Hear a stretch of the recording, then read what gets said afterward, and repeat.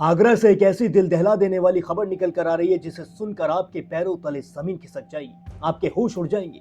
आप ये सोचने पर मजबूर हो जाएंगे कि एक शख्स आखिर एक लाश को लेकर शहर में स्कूटी पर कैसे घूम सकता है। आखिर एक लड़की के सर को उसके धड़ से अलग करके अलग अलग किस तरीके से फेंक सकता है और फिर उसके परिवार को झांसा देने में और पुलिस को झांसा देने में कामयाब कैसे हो सकता है।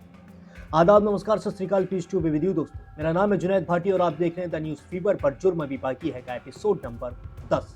आज हम बात करने वाले हैं आगरा की एक खूनी कहानी के बारे में। जी हाँ, ये कहानी बिल्कुल सच्ची है और इसके बारे में जब आप सुनेंगे तो आप भी ये सोचने पर मजबूर हो जाएंगे कि आखिर कोई इतना ज्यादा निर्दयी कैसे हो सकता है, कोई इतना ज्यादा कांडी कैसे हो सकता है। जी हाँ, मैं बात कर रहा हूँ एक शख्स की जिसका नाम है विनय राजपूत। विनय राजपूत आगरा में ही रहता है। इसकी एक गर्लफ्रेंड थी जिसका नाम था मिंकी शर्मा। ये दोनों 2 साल से रिलेशनशिप में थे। दोनों अच्छे से रह रहे थे, बहुत बढ़िया इनका जीवन चल रहा था। दोनों एक ही कंपनी में काम किया करते थे। विनय राजपूत मिंकी शर्मा के लिए वो सब कुछ करता आ रहा था जिसके लिए मिंकी शर्मा अभी तक उससे कहती हुई नजर आ रही थी। लेकिन विनय राजपूत हमेशा मिंकी से कहता रहता था कि मिंकी तुम मुझसे शादी कब करोगी, आखिर हमारी शादी होगी कब। हमें रिलेशनशिप में 2 साल के करीब हो चुके हैं लेकिन अभी तक भी तुमने मुझसे शादी करने के लिए अपने घर पर नहीं बताया है। और विनय की ये बात मिंकी हर बार नजरअंदाज कर देती थी। मिंकी हर बार इस बात को इग्नोर करके चली जाती थी। मिंकी हमेशा विनय राजपूत से कहती रहती थी कि करेंगे करेंगे, जल्द शादी करेंगे। और ये सुनकर विनय राजपूत हर बार मायूस हो जाता था। अब विनय को लगने लगा था कि मिंकी मेरा पागल बना रही है या फिर मुझसे झूठ बोल रही है। और यही सब सोचते हुए एक दिन विनय राजपूत मिंकी शर्मा का पीछा करने लगा। विनय राजपूत को मिंकी पर शक हो चुका था। विनय राजपूत को कहीं ना कहीं लग रहा था कि मिंकी उसे धोखा दे रही है और विनय राजपूत का ये शक आखिरकार हकीकत में भी बदल जाता है। जी हाँ, वो देखता है कि मिंकी शर्मा दूसरे किसी लड़के से मिलती है और उससे अच्छे से बातचीत भी करती है। और यही देखकर विनय राजपूत का खून खौल जाता है। विनय राजपूत अंदर तक आग बबूला हो जाता है। विनय राजपूत सोच लेता है कि अब मिंकी से वो एक और बार पूछेगा। अगर मिंकी ने मना कर दिया शादी के लिए तो फिर वो मिंकी को मौत के घाट उतार देगा। जी हाँ, यही सब सोचकर विनय राजपूत एक दिन मिंकी को ऑफिस बुलाता है। उस दिन ऑफिस की छुट्टी होती है और विनय गार्ड की भी छुट्टी कर देता है, यानी कि पूरा ऑफिस खाली होता है। ऑफिस के अंदर कोई भी नहीं होता है। विनय मिंकी पर फोन करता है और मिंकी से कहता है कि थोड़ा काम है, ऑफिस आ जाओ।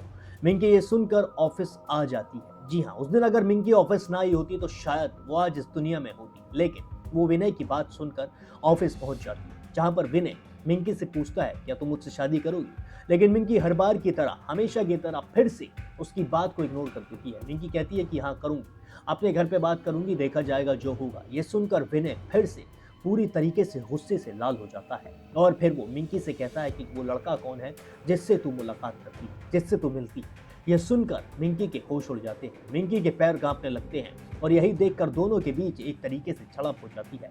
शुरुआत में तो दोनों के बीच मुंहजोरी होती है, बातों से लड़ाई होती है, लेकिन फिर ये हाथापाई में बदल जाती है। और यही देखकर विनय राजपूत और ज्यादा गुस्से से लाल हो जाता है। विनय राजपूत मिंकी को मारना शुरू कर देता है और फिर उसके बाद वो मिंकी को इतनी बुरी तरीके से मारता है कि मिंकी की मौत हो जाती है। जी हाँ, वो मिंकी को मौत के घाट उतार देता है। यानी कि विनय राजपूत पहले से ही सोच कर आया था कि आज वो मिंकी को जान से मार देगा। अगर विनय ने ये सब ना सोचा होता, अगर विनय ने मिंकी को मारने के बारे में ना सोचा होता तो शायद वो उससे बातों से बात करता। हो सकता है कि मिंकी उसकी बात को समझ जाती, हो सकता है कि मिंकी कहते कि ठीक है, इसके बाद मैं उस लड़के से नहीं मिलूंगी और मैं तुमसे ही शादी करूंगी। लेकिन विनय राजपूत ने मिंकी को कुछ भी कहने और सुनने का मौका ही नहीं दिया, बल्कि उसे जान से मार दिया। जिसके बाद विनय राजपूत मिंकी की मुंडी उसके धड़ से अलग कर देता है, यानी कि उसकी गर्दन को पूरी तरीके से काट देता है और फिर उसके बाद उसकी लाश को एक बोरी में डालता है और पूरे आगरा में स्कूटी पर लेकर घूमता रहता है। जी हाँ, स्कूटी पर वो लाश को लेकर ऐसे घूमता है जैसे कोई सामान लेकर घूम रहा हो। और शहर में घूमने के बाद वो मिंकी की बॉडी को कहीं और फेंकता है और उसकी मुंडी को कहीं और फेंकता है, जिससे पुलिस को उस पर शक ही ना हो सके और पुलिस को बॉडी मिल ही ना सके। अगर बॉडी मिल भी जाए तो पुलिस उसकी शिनाख्त ही न कर पाए। और इसके बाद विनय राजपूत मिंकी शर्मा के घर वालों के पास जाता है, उनसे कहता है कि मिंकी मिल नहीं रही है और फिर उनके परिवार वालों के साथ विनय राजपूत मिंकी को ढूंढना भी लगता है। जी हाँ, मिंकी को ढूंढने में पूरी मदद करता है मिंकी के घर वालों की, जिससे कि मिंकी के घर वालों का शक विनय राजपूत पर ना जा सके। लेकिन जब मिंकी के घर वाले पुलिस में शिकायत करते हैं, पुलिस में एफआईआर दर्ज होती है, तो फिर उसके बाद पुलिस अपना दिमाग चलाना शुरू कर देती है। जी हाँ, पुलिस ढूंढना शुरू कर देती है, लेकिन शुरुआत में पुलिस भी नाकामयाब रहती है। विनय को लगने लगता है कि अब बॉडी नहीं मिलेगी, अब वो बच गया है। लेकिन अचानक से पुलिस के पास फोन आता है और फोन पर दूसरे थाने के पुलिस वाले कहते हैं कि यहाँ पर एक लाश मिली। जी हाँ, जब लाश को देखा जाता है और उसकी शिनाख्त की जाती है तो फिर वो मिंकी शर्मा ही होती है। जी, मिंकी शर्मा की लाश को पुलिस वाले मिंकी के घर वालों को दिखाते हैं तो वो पहचान कर लेते हैं, जिसके बाद विनय राजपूत से सख्ती से पूछताछ की जाती है।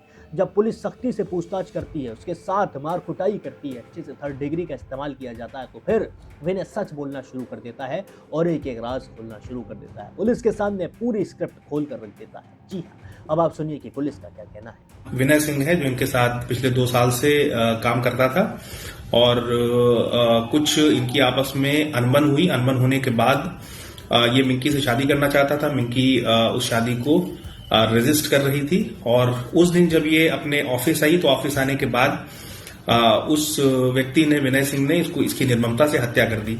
विनय सिंह से विस्तृत पूछताछ करने पे विनय सिंह ने अपना जुर्म इकबाल किया और जो चाकू जिससे उसने मिंकी की हत्या की उसकी बरामदगी हो गई है, स्कूटी की बरामदगी हो गई है, मिंकी के कपड़ों की बरामदगी हो गई। उनके घर वालों ने शव को पहचान लिया। दोस्तों सुना आपने, पुलिस ने भी साफ तौर पर कह दिया है कि अब विनय राजपूत को कड़ी से कड़ी सजा दिलाने का काम किया जाएगा। मिंकी तो अब इस दुनिया में नहीं रही, लेकिन जिस तरीके से इसने मिंकी का कत्ल किया है उस तरीके से इसे सजा मिलना बहुत ज्यादा जरूरी है। आप सुनिए कि मिंकी के रिश्तेदार का इस पूरे मामले पर क्या कहना है। कैसे हर जगह बिल्डोजर चला देते, ऐसे राक्षसों पर कब बिल्डोजर चलेगा? प्रशासन किस चीज का इंतजार कर रहा है? ऐसे लोगों पर तुरंत बिल्डोजर चला के, और मैं तो कहना चाहूंगा योगी जी बहुत अच्छा डिसीजन लेते। थोड़ा सा मैं कहना चाहूंगा योगी जी इस पे भी गौर करें और ऐसे राक्षसों घर पर तुरंत बिल्डोजर चलाए जाए और सख्त से सख्त कार्रवाई की जाए। फास्ट ट्रैक मुकदमा चले, ऐसे को फांसी की सजा मिले। ये भी मिंकी जो थी कहीं जॉब वगैरह करती थी? हाँ, ये संजय पैलेस में कंपनी में HR थी जी। और ये लड़का जो था ये क्या? ये कंप्यूटर ऑपरेटर था उसी कंपनी में? हाँ, उसी कंपनी में था। धोखे से बुला के इस तरह से अपराध किया है, जघन्य अपराध किया है। 7 दिन से तैयार चाकू लेके बैठा। प्रशासन इनको पूरी तरह से अवगत नहीं कर पाया, सिर्फ अभी तक बरामद नहीं हुआ है।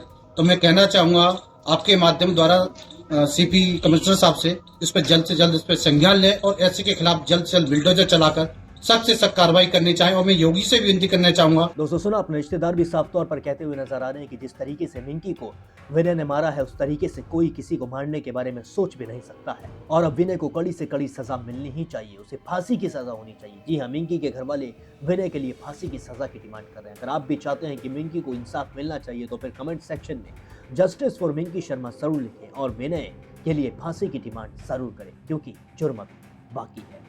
और कुछ इनकी आपस में अनबन हुई। अनबन होने के बाद ये मिंकी से शादी करना चाहता था। मिंकी उस शादी को रेजिस्ट कर रही थी और उस दिन जब ये अपने ऑफिस आई तो ऑफिस आने के बाद उस व्यक्ति ने, विनय सिंह ने, इसकी निर्ममता से हत्या कर दी।